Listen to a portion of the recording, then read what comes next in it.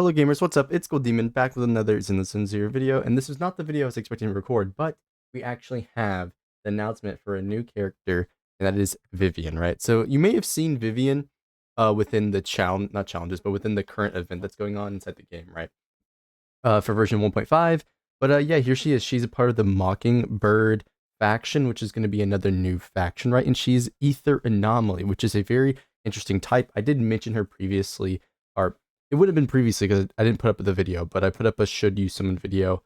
I don't know if I'll release it. Maybe I'll redo it. Tell me down below if you do want to see it, the should you summon video. But yeah, Vivian, right? She's obviously a part of the Mockingbird faction. I'm not going to read all of her descriptions, but she's here, and their tagline is "Please forgive me for borrowing your light in the dim night." She's some sort of elf, right? I don't know exactly. I don't know if that's clear. Is it in her character information? Something like Hugo Vlad, no. Internet user. Yeah, Vivian, several of my jobs. She can work 5 jobs in a day. What the hell? No matter what she picks up, she turned in the. Okay. Yeah, so it doesn't say anything specifically over what it is, but yeah, let's take a look at her agent record here. These always have a nice, banger tune to them, right? People often mask their true intentions. Sometimes, what you can't see is the real truth. Yeah, okay, not anything too crazy. I much prefer, the rock that they typically do, or not typically do, the rock that they've done for other characters, such, Caesar, right? Huge rock head. But yeah, this is, pretty nice, right? We'll like and repost this, right? Yeah, I'm not the biggest fan of this character design, to be completely honest with you. And I also don't really care for her typing being Ether Anomaly. Now, the main reason for this is that the main role of anomalies in the game in terms of the meta are primarily disorder teams, right? Without having the ability to enhance disorder in some sort of way, I don't see a lot of value in this character, unless they're doing something very funny again, like they did with Miyabi, which I doubt they do, because in my opinion, Miyabi is just a special case. They're not doing anything past that, right? Miyabi is going to be the only one who is like she is, right? At least until we get Sunbringer, right? Who's probably the next Void Hunter, considering in the trailer order, right? And so yeah, I do want to like talk about that a little bit, right? I'm gonna open up Pride here, everybody's favorite site, right? I always joke about that, right? Because I've got my reasons and like issues with them, right? That maybe I'll do that in a video. I planned on doing that, but life is what it is. But yeah, so far these are current anomaly characters. We have 2 electric anomalies, 1 ice, 2 physical, and 1 fire, right? Bernice is the one that people are typically are familiar with, right? She's a big fan favorite, and her whole shtick is her being off field and able to apply burn DOT, right, off a field, right? Additionally, she has the ability to make it extend by 3 seconds. Now, this matters a lot, right? The reason why this matters a lot is that this is the whole reason why her disorders actually do damage in the first place, right? Fire Anomaly has the worst disorder scaler out of the 3 dot elements, being, fire, corruption, and electric, right? It's activator scalar, so it's my bad. It's not activator, it's primer scalar is what I should call it. Its primer scalar is worse than corruption and electric, and so this right here allows it to not only be more comfortable for proccing your disorders, but also increases the multiplier of disorder, because it's going to be a certain base value times the timer left, right, for an additional scalar, right? And so that's how that basically works. This is what she needs to do big damage. Without it, Bernice would not be doing as much disorder damage flat out, right? It's just that simple. Now, I bring that up because Vivian, in at least how teams are played right now, she needs to have something like Bernice in order to be worthwhile. Because at the minute, I'd say she's not worthwhile at all. And I'm actually going to pull up the relics real quickly if it let me. There we go. 1 second. I don't want to pull this up. I don't want to accidentally show like some like leaked thing on accident, right? Because all these database sites be showing like leaked content, right? I believe this isn't leaked content anymore, so I can show this just fine, right? So yeah, here's the current set where it's 2-piece anomaly mastery, which is the first time we're actually getting this, and it's gonna be an 8% thing, which is gonna matter a lot for these characters because this is the only percent mastery that we can actually get in the game. Now, I don't think that's actually going to matter too much, and I don't think you're going to run out any of these characters, because if it's a character like Yanagi, she either prefers the 2-piece energy recharge or the 2-piece additional damage via either electric damage, attack, or anomaly proficiency, right? And then same thing with all the other characters, right? Mayabi just built crit in the first place, so she's not using this at all, right?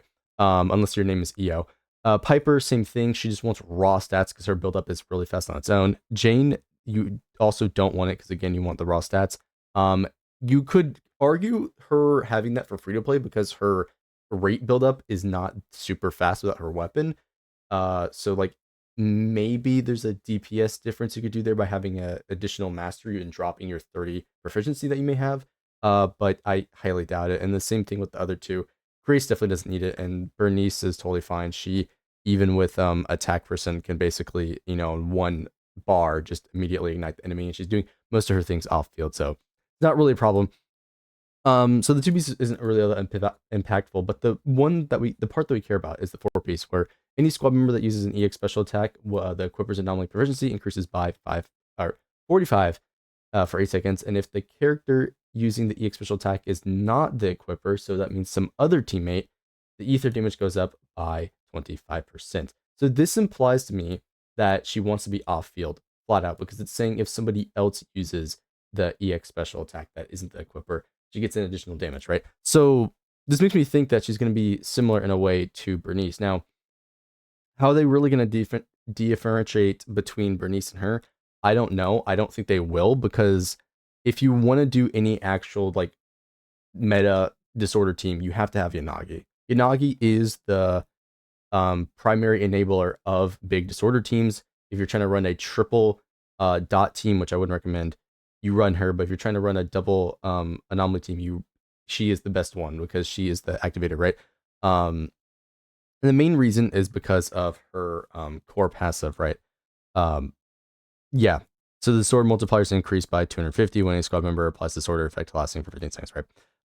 This right here is the main thing that we care about for these teams, because she's doing a shit ton of damage, right? And of course, you have your additional synergy with Mayabi by having her EX special, force activate, additional disorder, right? This also matters because this disorder will scale off of whatever these other characters do. So like Bernice's fire proc, if she has fire on the enemy, it's disorder damage is going to scale off of this, and the same thing's gonna be for Vivian, right? And so what I'm seeing is that Vivian is going to be similar to Bernice in a way, but probably, I don't know if I should say more AoE. Because like I'm trying to think of like how they would make her different. I don't really see her being too different. I think she's quite literally just going to be a ether alternative to Bernice, which in the current environment in the game is actually going to be a straight upgrade, assuming they do similar things, because most of the electric weak enemies are also fire resistance.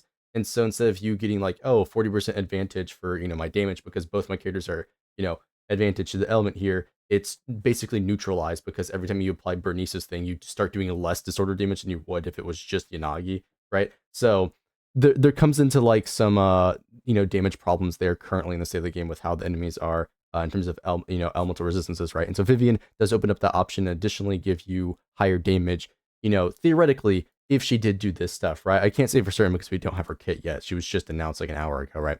And so like there's a lot going on here that could give her potential value for disorder teams, but at the same time, I think that is, in my opinion, not super valuable for players, because I don't really think, I mean, obviously there's Piper, who's, ran as like a disorder carry in some cases because her application is really fast.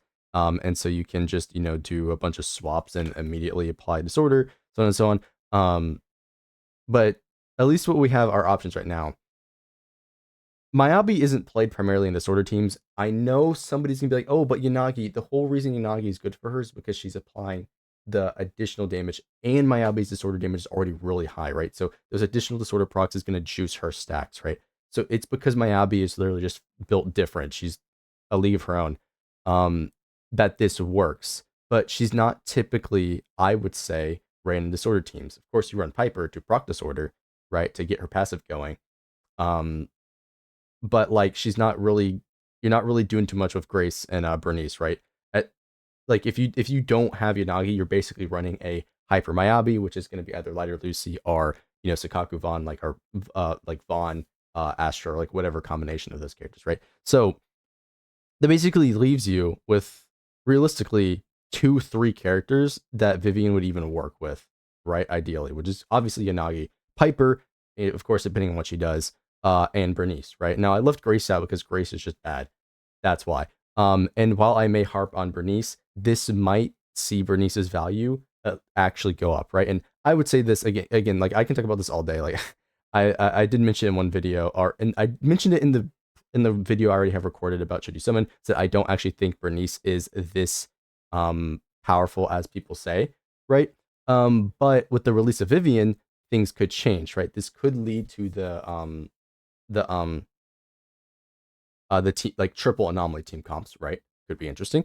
Or it could just give you another option for your Nagi, right? And so it's not that it's going to replace Bernice, but it's going to give you alternatives of running both Bernice and Vivian for a new disorder comp without Yanagi, because ideally, right, both of them are increasing the duration of the disorders, right, so that they will both get that increased scalar, and you would actually have a really strong team, right? It is just straight power creep, by the way. I'll tell you that right now. Giving them a higher disorder scalar, it straight up is power creep, right? Not that Yanagi's like broken because of power creep. I'm just saying that like making Vivian, have this as well. It's not necessary per se, but it is just direct power creep of like, oh yeah, this character just does more disorder damage for the character that literally forces you to do disorders, right? And so like there's some stuff going on there, right? Zenless has been pretty chill as is, but I am very curious to see what her kid is like. Again, there's a lot of aspects to consider. I'm only mentioning some of them in terms of what her viability is, but I think it's worth um, discussing about, right? At least I think it's have a little bit of fun, right? Talking about her potential kit before it actually officially comes out, and we complain about how weak it is or something like that, right? So yeah, on the video here, I've already yapped way too much, right? Just talking about that stuff. In case I wasn't clear, not a huge fan of the design, but if you do like it, I wish you luck on your summons, right? It's that simple. So yeah, don't forget to like, subscribe to me on Twitch, and I'll see y'all in the next one. Peace.